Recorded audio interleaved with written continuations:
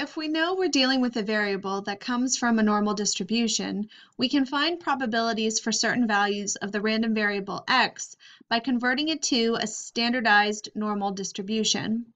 The conversion of x into a standardized normal value requires that we know the values of the population mean, mu, and the population standard deviation, sigma. Given mu and sigma, we convert a random variable x into a z-value using the formula x minus mu, the difference divided by sigma.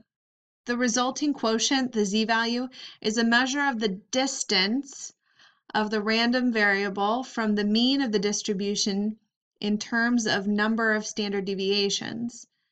The distribution of z, otherwise known as the standard normal distribution, has a mean of 0 and a standard deviation of 1. Given z-values, we can use the half-curve standard normal distribution table to find areas within the normal curve.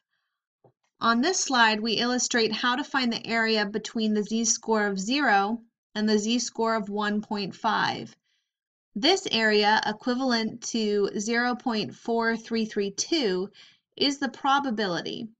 It also represents the proportion of the z-values that fall within this range. In other words, we say that 43.32% of the z-values in a standard normal distribution lie within 0 and 1.5.